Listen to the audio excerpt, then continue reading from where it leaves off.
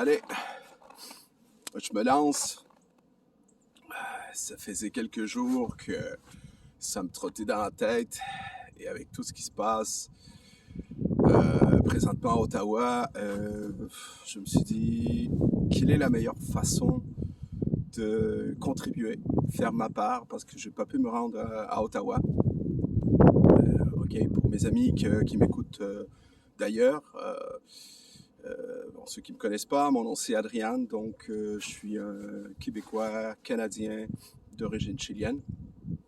Alors je me suis dit, ça serait quoi ma contribution avec tout ce qui se passe présentement et ce que je vois là par rapport au pays qui est en train de se réveiller.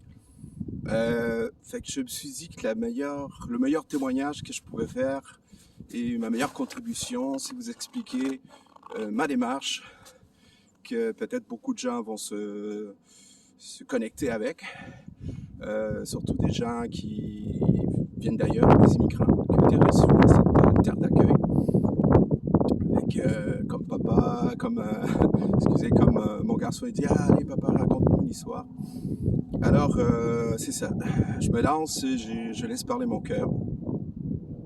Je voulais parler d'une histoire d'un petit garçon qui est venu au monde en 68 et que son père, qui est venu au monde au Chili, OK, et son père était ce qu'on appelle un révolutionnaire. Et quand il est venu au monde, mon papa était en Chine parce qu'il croyait au mouvement socialiste communiste dans le temps. Et puis, quand je suis venu au monde en 68, il venait d'arriver. Mais il se passait beaucoup de choses dans ces années-là. Je vais faire une histoire très courte parce que je vais faire ça court pour que vous compreniez pourquoi je vous parle de tout ça. Eh bien, en 68, il y a eu le mai 68 en France. Il y avait, c'était la fin, c'était rappelé la période de la guerre du Vietnam, fait qu'il se passait beaucoup de choses. Et en Amérique du Sud, ça bougeait beaucoup. Il y avait beaucoup de dictatures. Et donc, il y a le pays s'est fait élire démocratiquement dans le temps avec un président socialiste qu'on appelle Allende. Et ça n'a pas duré longtemps parce que, en tout cas, moi j'avais 5 ans. Et juste pour faire une histoire courte, mon père a défendu la cause. Il y a eu un coup d'État. Un coup d'État dans mon pays, c'est le coup d'État de Pinochet. Il y a eu une dictature qui s'est installée. Et mon père est mort. Okay. Je suis plus tard, en vieillissant, que mon père s'était fait arrêter, s'est fait fusiller. Et puis, voilà. Donc, on a émigré en Argentine. Moi et ma mère. Ensuite, ma sœur est venue nous rejoindre. Et j'avais 5 ans.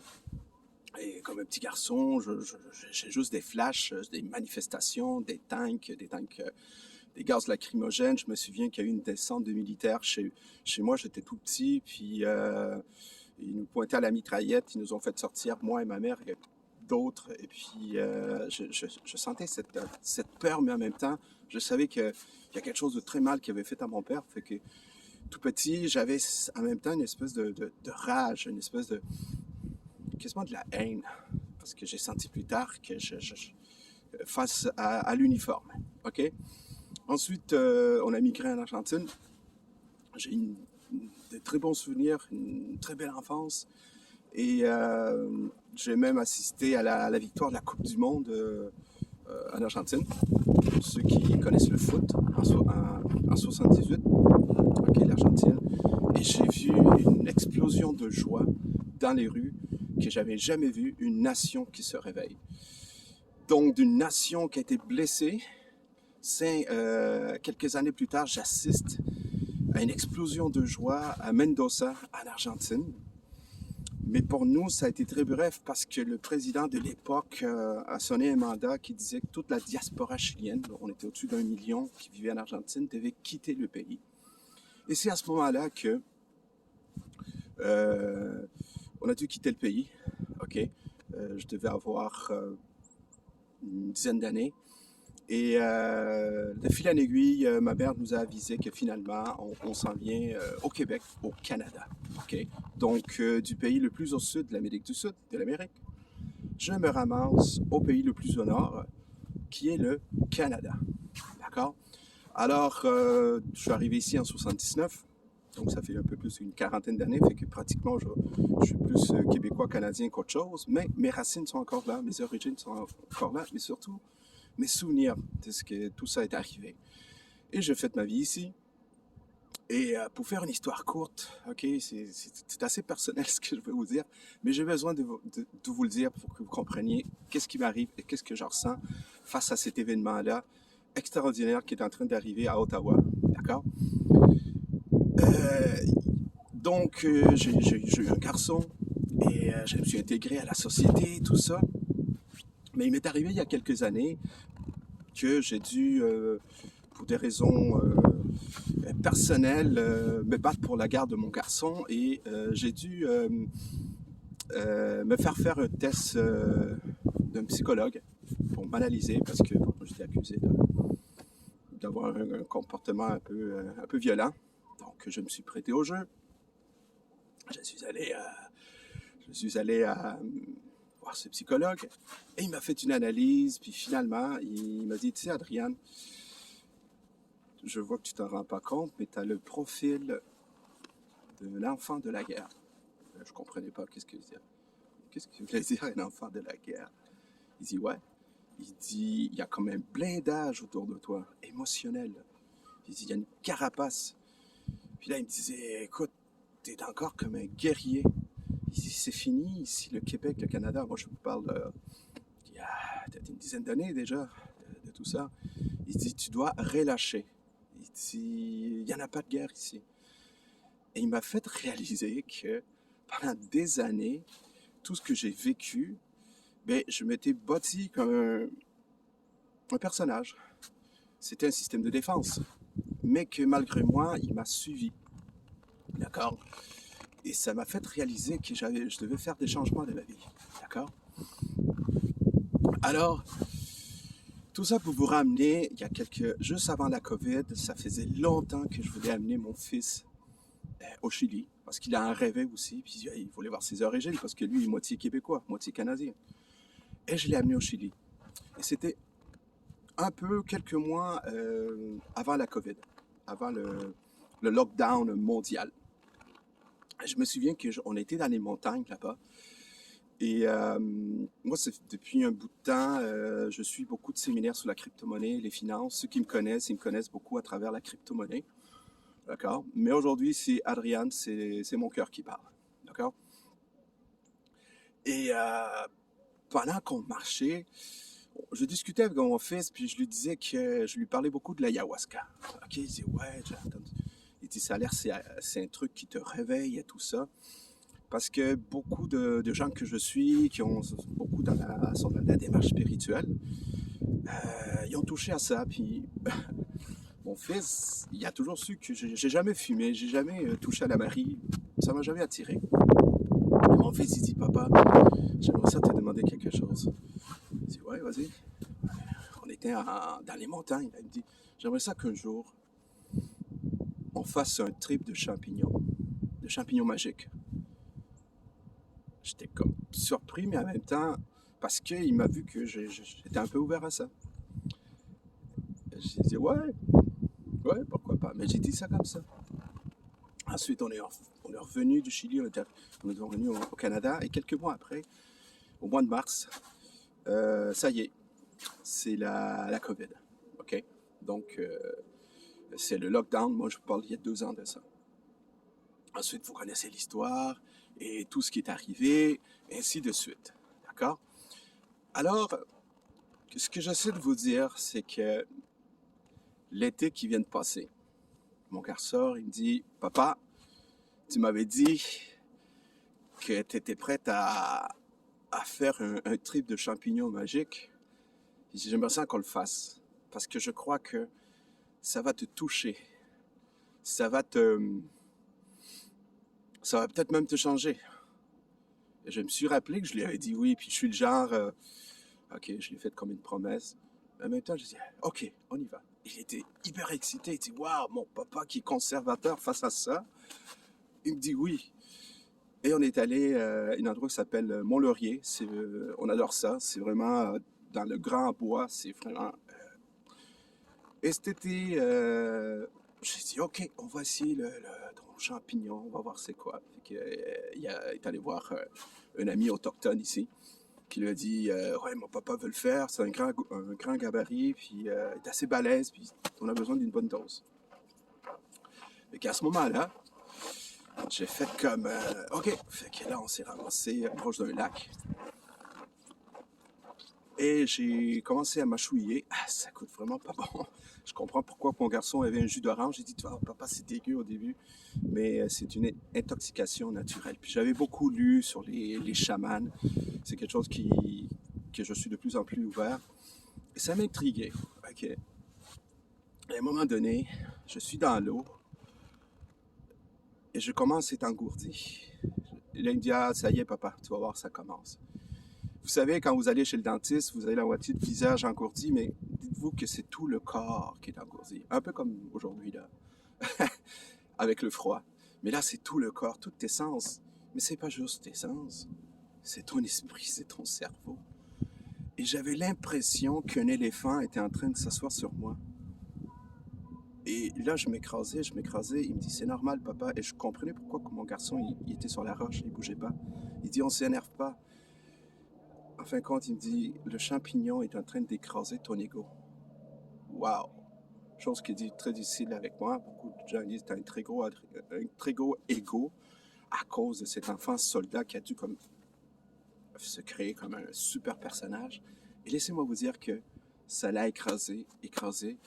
J'irai pas par tous les détails, mais ça, on a ri, on a pleuré, on s'est rapprochés. Et c'est maintenant que l'histoire arrive. La vraie histoire, elle arrive maintenant. Ça dure un trip de champignons. Avec la dose qu'on a pris, ça dure entre 6 à 8 heures. OK, dans cet état-là. Mais j'ai comme l'impression que ça a duré quelques secondes tellement je planais. Et en tout cas, certains sens étaient altérés. Je voyais la nature avec... moi, je suis un artiste peintre, avec plus de couleurs, OK. Et le point que j'essaie de vous amener, c'est que à un moment donné, je fixe la forêt qui est devant moi, de l'autre côté du lac. Et je dis à mon garçon, je dis, Roman, je crois que la forêt veut me parler. Il dit, oui, papa, sûrement parce qu'ici, tu as vécu des choses. Anciennement, j'avais vécu ma première peine d'amour. C'est là que je suis allé la pleurer, mon amour de jeunesse, peu importe. Et là, il me dit, qu'est-ce qu'il dit, la forêt? Il dit, Roman, j'ai l'impression que l'arbre qui est là, il me dit... et c'est comme ça, je l'ai senti. Est-ce que ton cœur est ouvert? Ben, c'est comme s'il me parlait dans ma tête. J'ai fait comme... N'oublie pas, là, je suis sous l'effet du champignon. Le champignon connecte avec la nature. J'ai dit, ben oui, il est ouvert, bien sûr. Il dit, est-ce qu'il y a de la place pour nous dans ton cœur? Oui, oui, oui, bien sûr, toute la nature. Oui, oui. Et là, j'ai senti qu'il m'a dit, est-ce qu'il y a de la place pour le Québec dans ton cœur? Et quand il a dit ça, j'ai parti à pleurer. Vous savez pourquoi? Parce que je me suis rendu compte que pendant des années, oui, j'ai toujours eu des amis ici au Québec, des amis canadiens, des anglophones, des francophones, des Québécois. Et j'ai toujours mis une barrière. Ils n'avaient pas accès à ça. Mon cœur était encore comme... Vous savez, il y avait un blindage encore.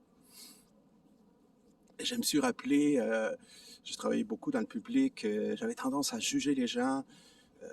J'ai travaillé dans la restauration, j'ai vu des itinérants, des prostituées, des junkies, des dealers, puis je les jugeais, ah, c'est de ta faute. Je le disais pas, mais je le pensais.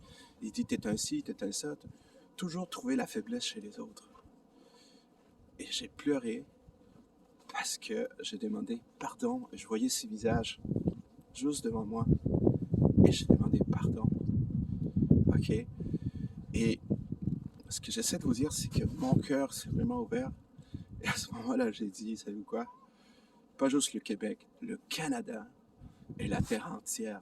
Il y a de la place dans mon cœur. Alors pourquoi je vous parle de ça? OK. C'est que présentement, il y a un gros événement qui se passe à Ottawa. Il y a quelque chose de gros. Il y a un réveil. Et ce que j'ai vu dans les vidéos, dans le convoi pour la liberté, c'est vraiment ça. C'est un appel du cœur, c'est un appel à la liberté, c'est un appel à l'amour, à la fraternité.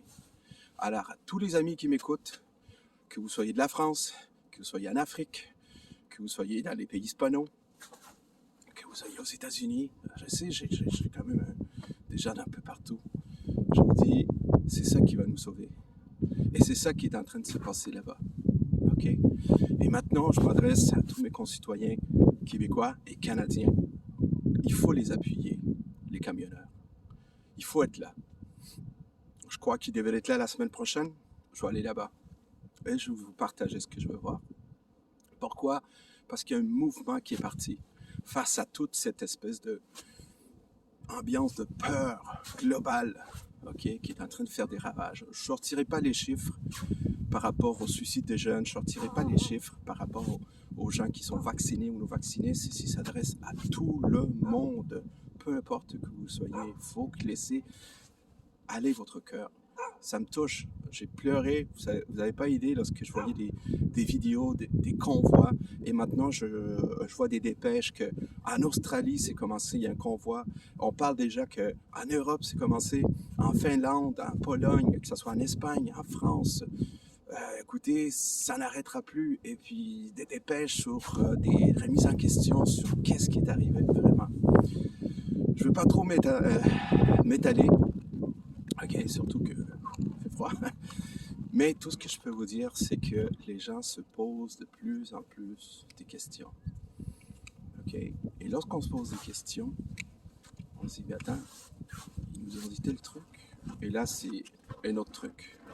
OK? Et là, les gens ils disent de plus en plus, attends, s'ils nous ont menti sur ça, ils nous ont menti peut-être sur d'autres choses. Et depuis combien de temps qu'ils nous mentent? C'est le grand réveil. C'est commencé. Ouais, c'est ça. Et ça commence ici. Ensuite ici. Et là, ça... OK? Alors, je tenais aussi à vous dire que j'ai une petite chaîne de développement personnel sur un truc, ça fait longtemps que je veux vous partager. Ça s'appelle la loi naturelle. Et je vais commencer à faire des capsules vidéo pour partager une connaissance millénaire, des choses que j'ai appris, incroyables. Alors les amis, je vous aime et on se revoit bientôt.